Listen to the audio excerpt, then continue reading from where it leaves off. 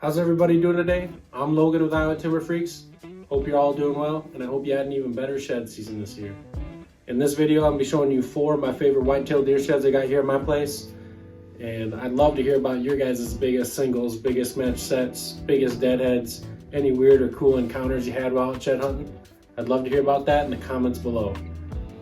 Another thing I'd like to hear from you guys is how bad your winters were, because I know around here in Iowa, we had like little to no snow this winter, and maybe 2 weeks there where it was sub-zero temperatures. And I think that had a lot to do with how the bucks shed this year and where they shed. I think there's a lot of bucks that held their antlers later this year due to a not so stressful winter. I'd like to hear what you guys think about that. Without further ado, I'm just going to jump into these sheds now. Alrighty, let's take a look at this first one I got for you guys. This is a really cool shed. It means a lot to me. Beautiful 5-point. My dad found this actually during the 4-season turkey hunt in May. This thing was laying in the woods in May, and there's little to like no chews on it, which is just absolutely astounding.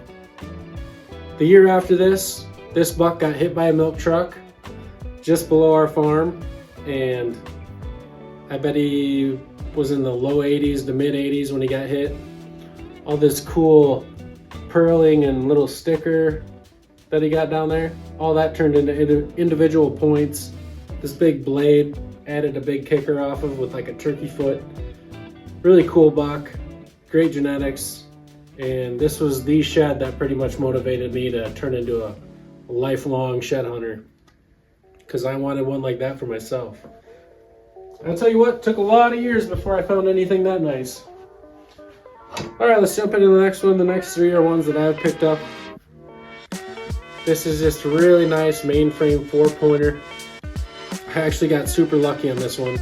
I seen it from the road on public land. Yeah, you heard that right. From the road on public land.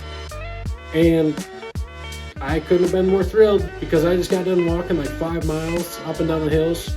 Only thing I ever found was boot tracks that weren't mine. I was pretty discouraged when I got in my car. I bet I drove 200 yards on the road and just got lucky enough. During March, late March there, these tines, they were super white. Everything was actually really, really white. I recolored this one. But this is the nicest shed I have off of public land, and one of my nicest 4-point signs I got. They don't get much nicer than that, really. I'd like to hear about your guys' biggest 4 points and biggest public land finds. Pretty sweet. Alright, let's jump into the third one here. This is one I found in 2021. This thing's an absolute stud. I got lucky. I seen this in the cornfield. I was actually out shed hunting with my buddy, and we were doing like a camping for the weekend shed hunt. This was a new property, new permission piece for me, and this is the first shed I found on that property was this one. So yeah, as you guessed, I spent a lot of time looking for the other side, and probably 3 times that amount looking for him the next year.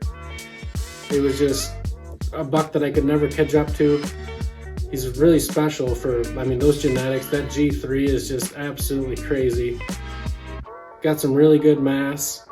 Never did catch up to him, never got a picture of him, nothing. I don't know if somebody ended up getting him and nobody found out about it, or if he died after he shed this year, or what happened. Nonetheless, I'm just pleased to know that those genetics are running around out there, and hopefully I can catch his offspring in the next couple of years. I think it scored like 81 inches. The one before that, the big 4, was a 66 and 5/8 or something. This is my personal best shed. I found this in 2012. I taped it out at, I think it was 87 inches.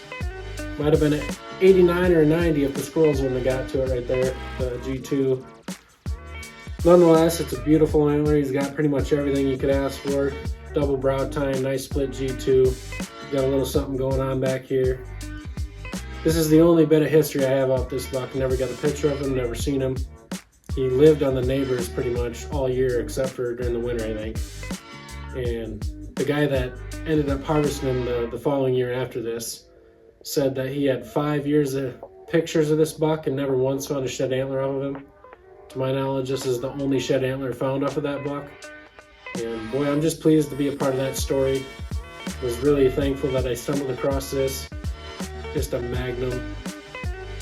Yeah, when I found it, I about fainted because there was like this much sticking out right here.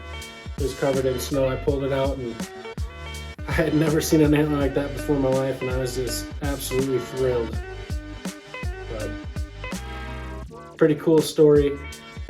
Glad that somebody was able to, you know, capitalize on him and put in hard work to figure him out. Just a really neat shed. That's pretty much all I got for you guys today. Like I said, let me know what you guys found in the past, what you found this year, how many miles you walked, all that good stuff. Let me know in the comments below. Like, comment, subscribe. See you next time.